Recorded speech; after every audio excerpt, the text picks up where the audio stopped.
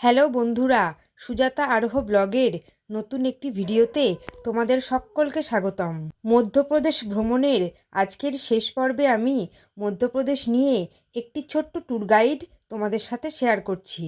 এই ভিডিওটি দেখে তোমরা বুঝতে পারবে আমরা কিভাবে মহাকালেশ্বর, ওমকারেশ্বর, মহেশ্বর, মান্ডু, ইন্দোর ও গোয়ালিয়র ভ্রমণ করেছিলাম। সেই মতো একটি ছোট্ট ট্যুর প্ল্যান বানিয়ে তোমরা মধ্যপ্রদেশ ভ্রমণ করতে পারবে।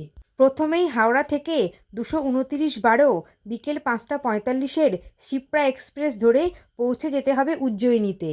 কিন্তু যেহেতু আমার বাড়ির নিয়ারেস্ট স্টেশন ছিল বর্ধমান, তাই আমি বর্ধমান থেকেই শিপ্রা ধরেছিলাম। সপ্তাহের সোম, বৃহস্পতি ও শনি এই 3 দিন শিপ্রা এক্সপ্রেস হাওড়া থেকে ছাড়ে উজ্জয়িনীর উদ্দেশ্যে। এছাড়া শালিমার থেকে 228-30 শনিবারের রাত 7:50 ভুজ এসএফ এক্সপ্রেস বা কলকাতা থেকে 194-14 শনিবারের দুপুর 1:14 আমেদাবাদ উইকলি এক্সপ্রেস ধরেও তোমরা উজ্জয়িনীতে পৌঁছাতে পারো। সময় লাগবে মোটামুটি 28 থেকে 30 ঘন্টা মতো। আর এই ট্রেনগুলির AC first class, 2A, 3A ও স্লিপার ক্লাসের ভাড়া যথাক্রমে 4400, 2600, 1800 ও 700 টাকা মতো। উজ্জয়িনীতে পৌঁছে প্রথমেই একটি হোটেল নিয়ে হোটেলে লাগেজ রেখে পৌঁছে যাও মহাকালেশ্বর মন্দির চত্বরে। সন্ধ্যের মহাকালেশ্বর মন্দির চত্বর অপূর্ব সুন্দর লাগে। এরপর যদি সম্ভব হয় ভস্ম আরতির জন্য লাইন দিয়ে টিকিট বুকিং করতে পারো, আর তা না হলে হোটেলে ফিরে এসে ডিনার করে ঘুমিয়ে পড়ো। পরদিন খুব ভোর ভোর উঠে মহাকালেশ্বর মন্দিরে পুজো দিয়ে একটি অটো বা টোটো ভাড়া করে বেরিয়ে পড়ো উজ্জয়িনীর সাইট সিইং করতে। মন্দিরের শহর উজ্জয়িনীতে এত কিছু দেখার রয়েছে যে একদিনে সব কিছু কভার করা সম্ভব নয়। তাই আমরা সেখানে 2 দিন থেকে যতটা সম্ভব কভার করার চেষ্টা করেছি।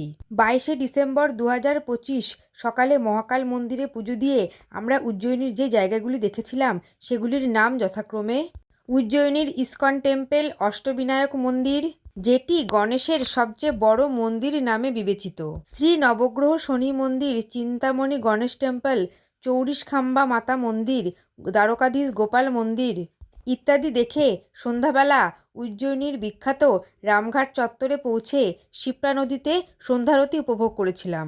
এরপর হোটেলে ফিরে ডিনার করে ঘুমিয়ে পড়েছিলাম এবং পরদিন সকালে আবারও মহাকালেশ্বর মন্দির দর্শন করে গড়কালিকা মাতা মন্দির, কালভৈরব মন্দির, মঙ্গলনাথের মন্দির, শ্রীকৃষ্ণের সন্দীপনী আশ্রম, রাম জনার্দন মন্দির, ভর্তিহারি গুহা ইত্যাদি দেখে 4000 টাকা দিয়ে একটি গাড়ি ভাড়া করে হোটেল থেকে চেক আউট করে পৌঁছে গেছিলাম ওমকারেশ্বরে। উজ্জয়িনী থেকে ওমকারেশ্বরের দূরত্ব 144 কিলোমিটার। সময় লেগেছিল 4 ঘন্টা মতো। ওমকারেশ্বরে পৌঁছে হোটেলে লাগেজ রেখে তাড়াতাড়ি চলে যায় নর্মদা ঘাটে সন্ধ্যারতি দেখার জন্য। এরপর হোটেলে ফিরে এসে ডিনার করে ঘুমিয়ে পড়ি ও পরদিন খুব ভোরে উঠে ওমকারেশ্বর মহাদেবের কাছে পুজো দিই। খুব ভোরে যাওয়ায় ভিড় একেবারেই ছিল না। এরপর দ্বাদশ জ্যোতির্লিঙ্গের আর এক জ্যোতির্লিঙ্গ মামলেশ্বর মহাদেবের কাছে পুজো দিই। কথিত আছে ওমকারেশ্বর ও মামলেশ্বর দুটি হাফ হাফ জ্যোতির্লিঙ্গ। একটি দর্শন করে আরেকটি দর্শন না করলে দ্বাদশ জ্যোতির্লিঙ্গের একটি জ্যোতির্লিঙ্গ দর্শন সম্পূর্ণ হয় না। তারপর নর্মদা ও কাবেরী নদীর সঙ্গমস্থল দেখে ওমকারেশ্বরে আমরা যে জায়গাগুলি সাইট সিইং করি সেগুলির নাম যথাক্রমে কৃষ্ণা ও কাবেরী নদীর ড্যাম, গৌরীশঙ্কর মন্দির, রাজরাজেশ্বরী মন্দির, আদি শঙ্করাচার্যের টেম্পল, গৌরী সোমনাথ মন্দির, শ্রী দ্বারকাধীশ ও মুক্তেশ্বর মহাদেবের মন্দির, প্রাচীন বিষ্ণু মন্দির ইত্যাদি। তারপর 2000 টাকা দিয়ে একটি গাড়ি ভাড়া করে আমরা পৌঁছে যাই মধ্যপ্রদেশের আরেকটি গুরুত্বপূর্ণ স্থান মহেশ্বরে। ওমকারেশ্বর থেকে যার দূরত্ব এই 60 কিলোমিটার মতো। সময় লেগেছিল 2 ঘন্টা। পরদিন মহেশ্বরের যে জায়গাগুলি সাইট সিইং করেছিলাম তার নাম যথাক্রমে শ্রীদত্ত ধাম, সহস্রধারা ওয়াটারফল। এই ওয়াটারফলটি বিখ্যাত অমরকণ্টক পর্বত থেকে সৃষ্টি হয়ে এসেছে। এখানকার গরম গরম এই কাঁচা কলার চিপস ছিল ভীষণ টেস্টি। এছাড়া মহেশ্বরে দর্শন করেছিলাম নর্মদা নদীর তীরে বিখ্যাত জোর গণপতির মন্দির, মাতঙ্গেশ্বর ব্যায়ামশালা, জলেশ্বর মন্দির, শ্রী কালেশ্বর ধাম। জলেশ্বর মন্দির থেকে নর্মদা নদীর মাঝে একটি মন্দির দেখা যাচ্ছিল। অপূর্ব সুন্দর এই জায়গার প্রাকৃতিক দৃশ্য। এরপর আমরা পৌঁছে গিয়েছিলাম মহেশ্বরের অন্যতম গুরুত্বপূর্ণ একটি স্থান দেবী অহল্যার ফোর্ট দেখতে। সেখানে রানী অহল্যার পালকি ছাড়াও তার ব্যবহার করা সমস্ত জিনিসপত্র সুন্দরভাবে সাজানো ছিল। এইটি হলো রানী অহল্যার ফোর্টের ভিতরের দৃশ্য, মানে আগেকার দিনের রাজা রানীদের বাড়ি যেরকম হতো আর কি। এর ঠিক পাশেই ছিল রানী অহল্যা বাইয়ের নির্মিত প্রাচীন রাজরাজেশ্বরীর মন্দির ও তার পাশেই বিখ্যাত নর্মদা নদী। এই নর্মদা ঘাট থেকে বোট ভাড়া করে নর্মদা নদীর মাঝের ওই সুন্দর মন্দির ও সহস্রধারা ওয়াটারফলে যাওয়া যাচ্ছিল। শেয়ারিংয়ে বোটের পার হেড ভাড়া ছিল 250 টাকা, কিন্তু আমরা সহস্রধারা যাব বলে 2000 টাকা দিয়ে একটি পুরো বোট ভাড়া করেছিলাম। ওখানে অনেক মাছেদের মুড়ি খাওয়ানো হলো। এই জায়গা থেকেই সহস্রধারা ওয়াটারফলের সৃষ্টি হচ্ছে। আর এখানে একটি মানুষ অত্যন্ত সাহসিকতার সাথে কায়াকিং করে এগিয়ে চলেছে। আবারও ফিরে এলাম নর্মদা ঘাটে। এখানেও কিন্তু সন্ধ্যারতি হয়, কিন্তু যেহেতু আমরা এখান থেকে মান্ডু যাব, তাই আর সন্ধ্যারতি না দেখে বাঁকি বিহারীজির মন্দির দেখে পৌঁছে গিয়েছিলাম মান্ডুতে। মহেশ্বর থেকে মান্ডুর দূরত্ব 40 কিলোমিটার, সময় লেগেছিল 1 ঘন্টা মতো। মধ্যপ্রদেশে আমাদের বেশ খাবারের সমস্যায় পড়তে হয়েছিল, তাই মান্ডুতে হোটেলে বলে রিকোয়েস্ট করে আমরা নিজেরাই চিকেনের ঝোল ভাত রান্না করে খেয়েছিলাম। মান্ডুতে আমরা যে জায়গাগুলি দেখেছিলাম সেগুলির নাম যথাক্রমে 56 মহল সংগ্রহশালা, ইকো পয়েন্ট, রানী রূপমতির প্যালেস, বাজবাহাদুর প্যালেস, রেবাকুণ্ড, জাহাজমহল, কাপুর তালাও, যেটা এই পুকুরটিরই নাম। এইটি হলো জাহাজমহলের ভিতরে জলমহল। এছাড়া হিন্ডোলা মহল, চম্পাবাউরি, জলমহল, শাহী মহল, এই জায়গাগুলি জাহাজ মহলের ভিতরেই অবস্থিত।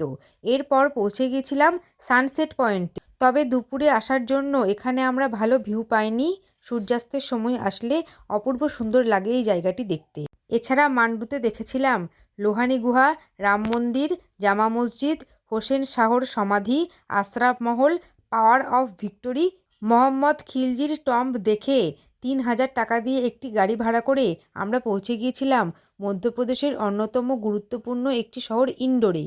মান্ডু থেকে ইন্দোরের দূরত্ব 90 কিলোমিটার, সময় লেগেছিল এই 3.5 ঘন্টা মতো।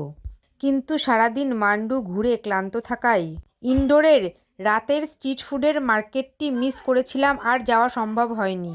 পরদিন প্রথমেই ইন্দোরের বাড়া গণেশজির মন্দির দেখে পৌঁছে গিয়েছিলাম বিখ্যাত স্ট্রিট ফুড 56 দোকানে। একটি ট্রেনের কম্পার্টমেন্টের মধ্যে 56টি দোকান রয়েছে, তাই ওই বাজারটির নাম 56 দোকান। এরপর ইন্দোরের যে গুরুত্বপূর্ণ স্থানগুলি আমরা দর্শন করেছিলাম সেগুলির নাম যথাক্রমে লালবাগ প্যালেস, শ্রী অন্নপূর্ণা বেদ মন্দির, কৃষ্ণপুরা ছত্রী পরিসর, ছাত্রীবাগ, ইন্ডোর জু ইত্যাদি জায়গাগুলি। এরপর ইন্ডোরের হোটেল থেকে লাগেজ নিয়ে চেক আউট করে ইন্ডোর স্টেশনে পৌঁছে 211:25 রাত 7:50 রাতলাম বিহাইন্ড এক্সপ্রেস ধরে ভোরবেলা পৌঁছে গিয়েছিলাম মধ্যপ্রদেশের আরেকটি গুরুত্বপূর্ণ শহর গোয়ালিয়রে। দিনটি ছিল 28শে ডিসেম্বর 2025। প্রচণ্ড ঠান্ডায় চারিদিক কুয়াশাচ্ছন্ন ছিল গোয়ালিয়র। হোটেলে চেক ইন করে লাগেজ রেখে ফ্রেশ হয়ে বেরিয়ে পড়লাম গোয়ালিয়রের সাইটসিং করতে। গোয়ালিয়রের ইতিহাস বহু প্রাচীন, তাই আমরা তা জানার জন্য 1000 টাকা দিয়ে একটি গাইড ভাড়া করেছিলাম। গোয়ালিয়রের উল্লেখযোগ্য সাইটসিংগুলি হলো রাজা মান সিংয়ের প্যালেস, বিক্রম সিংয়ের প্যালেস, রাজা করণ সিংয়ের প্যালেস, শাহজাহান মহল, জাহাঙ্গীর মহল, সাসবাহু টেম্পল, সুরজকুণ্ড, গোয়ালিয়র গুরুদ্বারা। সন্ধ্যাবেলায় রাজা মানসিংয়ের প্যালেসের light and sound show enjoy করেছিলাম। এরপর হোটেলে ফিরে ডিনার করে ঘুমিয়ে পড়ি ও পরদিন সকালে 2000 টাকা দিয়ে একটি গাড়ি ভাড়া করে গোয়ালিয়রের মোরেনা জেলায় পৌঁছে যাই। সেখানে দেখে নিই মিতাবালি, পাড়াবালি, বটেশ্বর গ্রুপ অফ টেম্পলস, কাকন মঠ ইত্যাদি গুরুত্বপূর্ণ জায়গাগুলি। তবে এই জায়গাগুলিতে ট্যুরিস্ট একেবারেই নেই বললেই চলে। জানি না কেন অবহেলায় পড়ে রয়েছে এই বহু প্রাচীন ঐতিহ্য ও স্থাপত্যগুলি। বিকেলে গোয়ালিয়রে পৌঁছে তানসেন ও লক্ষ্মীবাইয়ের সমাধি দেখে লোকাল কিছু ফুড টেস্ট করে হোটেলে ফিরে ঘুমিয়ে পড়ি। পরদিন অর্থাৎ 30শে ডিসেম্বর সকালে 121:76 গোয়ালিয়র হাওড়া চম্বল এক্সপ্রেসে 23 ঘন্টা কাটিয়ে বাড়ি পৌঁছাই। তোমরা এভাবে আমাদের মতো করে মধ্যপ্রদেশ ঘোরার প্ল্যান করতে পারো। দেখা হচ্ছে পরের ভিডিওতে। টাটা।